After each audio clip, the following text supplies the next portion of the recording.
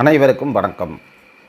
நம் எல்லோருக்கும் ஜாதக ரீதியான ஒரு பயம் உள்ளது. அது என்னவென்றால் ஏழரை சனி காலம்தான். ஏழரை சனி வந்துவிட்டால் போதும், ஐயோ அப்படி ஆயிருமா இப்படி ஆயிருமான்னு சில பேர் ரொம்ப பயப்படுவாங்க. இதுக்கெல்லாம் மனம்தான் காரணம். இப்போ இந்த ஏழரை சனி காலத்தில் நாம் கல்யாணம் பண்ணலாமா என்பது பற்றி இந்த பதிவில் பார்ப்போம். ஏழரை சனிக்கும் மனித வாழ்விற்கும் நெருங்கிய சம்பந்தம் உண்டு. சனி பகவான் கொடுப்பதை தடை செய்யும் அதிகாரம் வேறு எந்த கிரகத்திற்கும் இல்லை. பலருக்கு திருமணம், குழந்தை பாக்கியம், வீடு, வாகனம் போன்ற பல்வேறு சுப விஷயங்கள் நடைபெறுவது ஏழரை சனி காலத்தில்தான் என்பது மறுக்க முடியாத உண்மை. பல வருடங்களாக தடைபடும் திருமணம் அல்லது குழந்தை பாக்கியம் போன்ற பல்வேறு சுப நிகழ்வுகள் இந்த காலகட்டத்தில் எளிமையாக நடந்துவிடும். சராசரியாக பெண்களுக்கு 21 வயதிலும் ஆண்களுக்கு 23 வயதிலும் திருமணம், குழந்தை பாக்கியம் போன்ற சுப போகங்களை அனுபவிக்கும் பாக்கியம் ஆரம்பமாகும். திருமணம் என்ற பந்தத்தில் ஆண் பெண் இருவரின் கர்ம வினைகளும் கலந்து பூர்வ புண்ணிய பாக்கியஸ்தானங்கள் முழுமையாக இயங்கும். மேலும் ஏழரை சனியின் காலத்தில்தான் ஆணுக்கு குடும்பம் என்றால் என்ன, மனைவி குழந்தைகளுக்கு ஒரு மனிதன் நிறைவேற்ற வேண்டிய கடமைகள் என்ன, உழைப்பின் அவசியம், உழைப்பால் உயரும் நெறிமுறை என்ன என்பது போன்ற பல்வேறு வாழ்க்கை தத்துவங்களை புரிய வைப்பார் ஏழரை சனி பகவான்.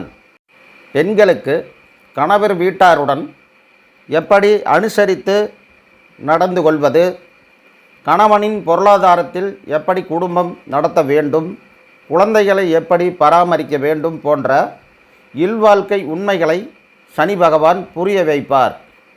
இந்திய அரசியலமைப்பு சட்டப்படி பெண்ணின் திருமண வயது 18, ஆணின் திருமண வயது 23 என இருந்த போதிலும் படிப்பு, வேலைவாய்ப்பு போன்ற பல்வேறு காரணங்களால் குறைந்தபட்சம் 25 வயதிற்கு மேல் திருமணம் பற்றி யோசிக்கிறார்கள். அல்லது தங்களது எதிர்பார்ப்பிற்கேற்ற வரன் அமையாத காரணத்தால் ஏழரை சனியின் மேல் பழி போட்டு விடுகிறார்கள். சுய விருப்பு வெறுப்பு காரணமாக ஏழரை சனி வந்தால் திருமணம் செய்யக்கூடாது என 30 வயதிற்கு மேலாகியும் திருமணத்தை தள்ளி போட்டு விடுகிறார்கள். பல வருடங்களாகவே திருமணமே வேண்டாமென்று கூறுபவர்களுக்கு கூட ஏழரை சனியின் காலத்தில் திருமணம் நடந்துவிடும்.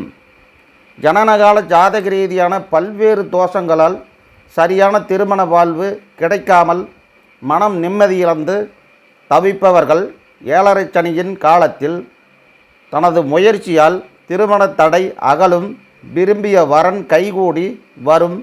ஏழரை சனியால் திருமணம் நடந்துவிடும், தடைபடுவது இல்லை என்பதே நிதர்சனமான உண்மை. ஏழரை சனி வந்துவிட்டால் போதும், எல்லோரும் பயந்து கொண்டு ஊரை கூட்டி ஒப்பேரி வைத்து விடுகிறார்கள். அதனால் மனதளவில் அவர்கள் பாதிக்கப்பட்டு பயந்து விடுகிறார்கள்.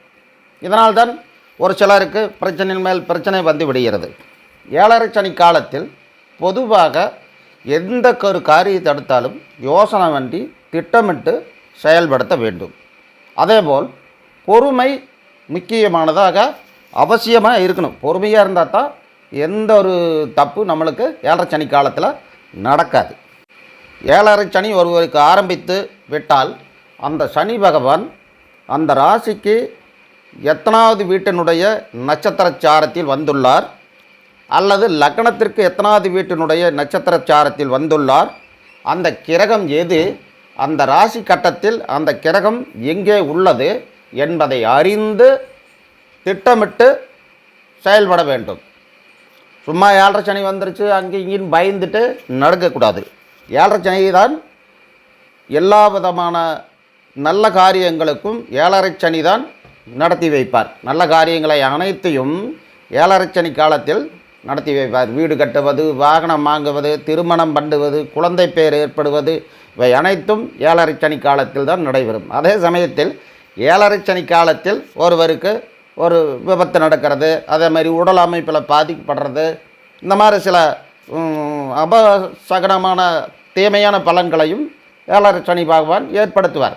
இதற்கு காரணம் என்னவென்றால், நாம் ஏழரை சனி காலத்தில் பொறுமையாக இல்லை என்ற ஒரே ஒரு காரணம்தான்.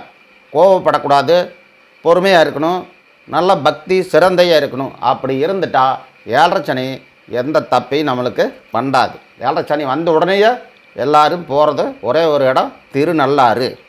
அப்படி எல்லோரும் போகக்கூடாது. ஏழரை சனி முடியும் போது தான் சனி பகவானை நாம் வணங்கணும்.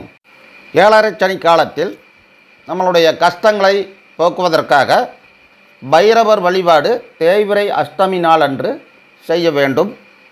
அதேபோல் சனியின் பாதிப்பு மிக அதிகமாக இருந்தால் இதுபோன்ற ஜாதகர்கள் பௌர்ணமி அன்று மாலை நேரம் தமிழ்நாட்டில் சங்கரன் கோவிலில் அமைந்துள்ள பாம்பாட்டி சித்தர் சமாதி பீடம் சென்று அங்குள்ள கார்கோடகனுக்கு 108 தீபம் வைத்து அந்த கார்கோடகனை 108 முறை வளமாக வந்து பாம்பாட்டி சித்தர் வழிபாடும் கார்கோடகன் வழிபாடும் செய்து வந்தால் ஏழரை சனியினால் எந்த ஒரு பாதிப்பும் இடையூறும் ஒருவருக்கும் வராது.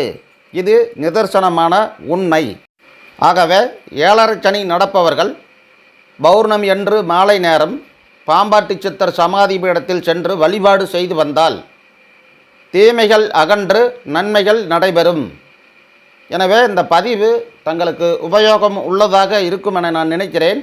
பிடித்திருந்தால் லைக் பண்ணுங்கள், ஷேர் பண்ணுங்கள், கமெண்ட் பண்ணுங்கள். அடுத்த பதிவில் விரைவில் சந்திக்கிறேன். நன்றி, வணக்கம்.